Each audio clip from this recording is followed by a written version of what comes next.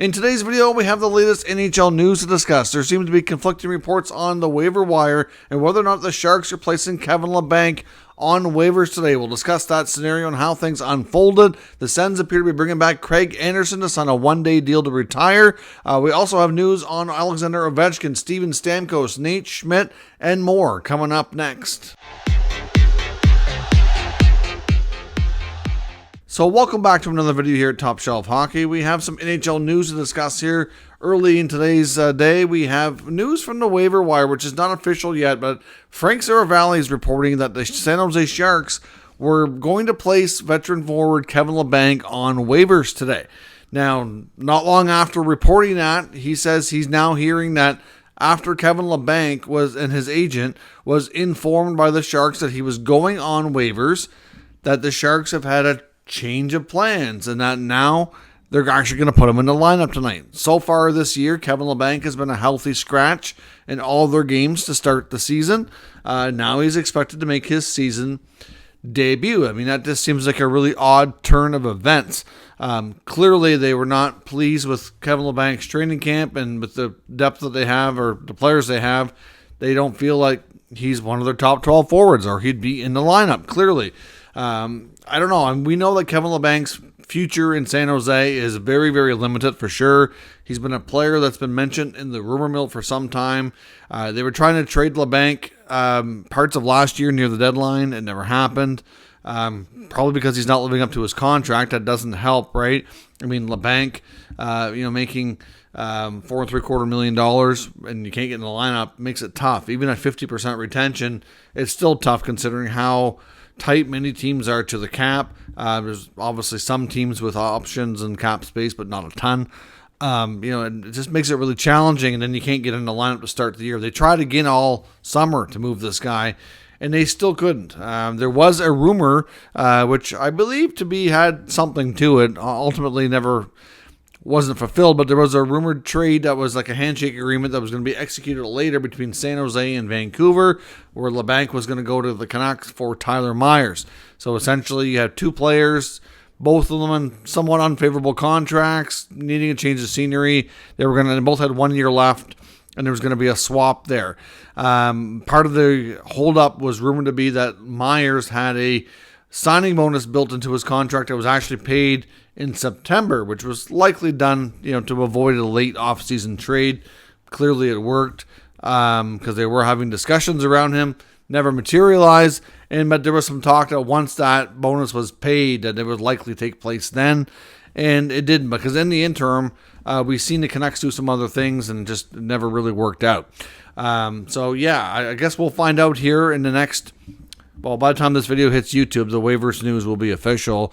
And if Kevin Labanc's not on it, which it doesn't look like he's going to be, because I believe the Sharks even have an announcement out now in the last couple of minutes here saying that he's going into the lineup tonight. So just really weird turn of events that way. I'm sure there's more to this story, and I would be interested to find out more once we have time to do so. So we'll see. The Ottawa Senators are set to bring back another veteran into the fold, although it's only going to be for a brief time to honor him and his service to the Senators over the years. But longtime goaltender Craig Anderson is set to sign a one-day deal and retire as a Senator. There was some speculation in the summer that this was going to happen during the season. Right now, according to TSN's Darren Dreger, it's looking like, and not official yet, but it looks like it's going to happen next week. Most likely the Buffalo Sabres, who he finished his career with and certainly seems to still have a connection to on a part-time basis. Looks like he's still doing a little bit of, I'm sure we can really call it goalie coaching. It's kind of like an unofficial role, but he has been seen, periodically just on a part-time role, doing a few things with the Sabres and their goaltenders. So I don't know if he's got a future in a role with the Sabres or how things are going to play out for Anderson officially in retirement, but obviously he spent the bulk of his career in the most successful run as a Senator. Clearly one of, if not their greatest goalie in franchise history, brought stability between the pipes for a solid decade. after some instability there for a while leading up to that. The trade that took place between the Sens and the Avalanche when they traded Brian Elliott for Craig Anderson turned out to be phenomenal. I mean, Elliott didn't stay in Colorado too long. Had himself a good career, but bounced around a ton, where Anderson was stable and stuck in Ottawa for a long time. And certainly, like I said, he just brought that stability and gave the team a chance to win and be competitive. It was obviously there through some of their leaner years at the end of his career as they started to rebuild. But Craig Anderson expected to be a one-day contract signing as early as this coming week on Tuesday. I suspect they're likely going to honor him.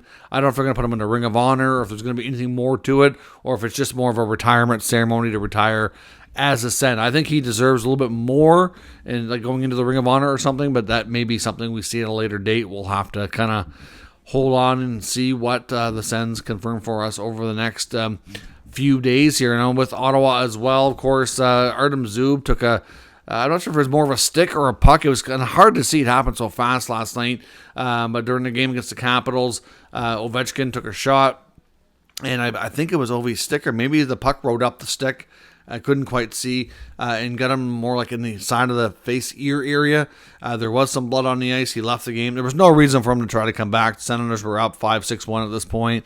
It's certainly, I'm sure, it looks like something that really hurt, but they're not saying they're hopeful at this point he's not going to be out long-term. If he is out longer-term, that's going to be a big blow. Obviously, any kind of injury that leads to an LTIR situation we know will help with the Pinto situation. But that's another situation on its own. There is some word on Pinto that this is as much of a, maybe holdout's not the right word, but that the Sens have a trade in place and they're ready to roll with the improper amount, and in their view, of course, cap space to get him signed, and that he's kind of holding out for more money. Some people are kind of debating on or on Twitter or I guess it's called X now, that it's not a holdout because he doesn't have a contract. Maybe not a holdout, but in a traditional sense. But in a sense that Ottawa feels they're offering a fair contract. They have a trade in place to line up to the space to be freed up. And he and his agent, Louis Gross, who's known for this stuff, is holding out, trying to get more. So we'll see where this goes. But Elliot Friedman just reported on the Jeff Merrick show just in the past hour that he thinks the Pinto situation is going to sort itself out in the next couple of days. So we'll see. Hopefully this gets sorted soon so we can be done talking about it. But staying of the game last night between the Sens and the Capitals, man, the Capitals, I know they're called the Washington Capitals, but the Capitals look washed. They look old and slow and just not competitive. They've played 3 games this year. They do have 1 win. That was a comeback win and a shootout. And to be honest, in my opinion, they didn't really deserve to win that game. I thought the Flames deserved that one. And the other 2 games the Capitals have lost, and this one they lost real bad. It's just, I don't know. They're a step behind. And for the first time in his career, which has spanned a long time now, one of the greatest of all time, Alexander Ovechkin for the 2nd straight game was held without a shot. And imagine that. Think about how long he's played and how many games he's played. And this is the first time ever that he's gone 2 games in a row with no shots on goal. He did have a couple of looks in the power play. He had a couple of shots that were either blocked or missed, but never registered a shot on net. So that's quite something. I mean, I know we're only a few games in, but Ovi's yet to score. Some people are starting to question if the record's in jeopardy now for the Gretzky goal record.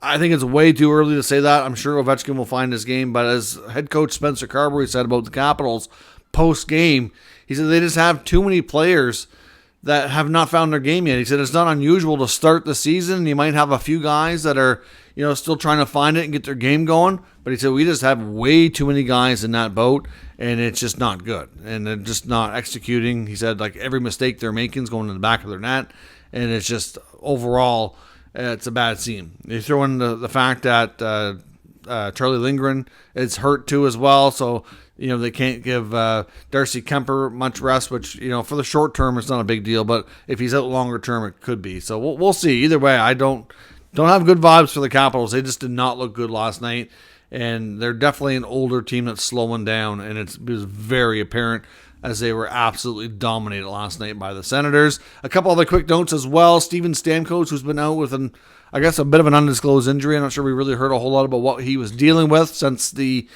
Lightning played the Senators last week. He's been out. He is returning tonight, so he's back. I believe the Tampa Bay Lightning are playing the Buffalo Sabres.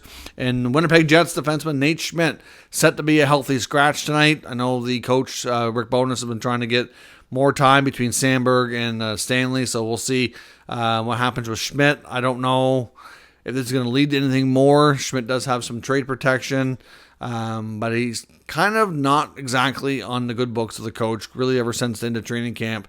Schmidt's kind of becoming like that extra guy that's not necessarily going to be a regular, so I don't know if that'll lead to anything. His contract's not the most favorable right now, considering where they view him, so we'll see where that goes, but at the very least, he's sitting out. And like I said, Kevin Labanc was supposed to be on waivers, and he's not. Odd situation on playing out in San Jose today. I don't know if we'll hear more on that. Probably not, but the Sharks put him in the lineup now. It just seems a little weird after what Sarah Valley was reporting earlier. So let me know your thoughts on all of today's news down in the comments. We'll discuss further. If you're new to the channel, make sure you subscribe and stick around. We'll keep you up to date with all the news, rumors, and analysis of all 32 NHL teams. Thanks for watching, and I'll catch you next time.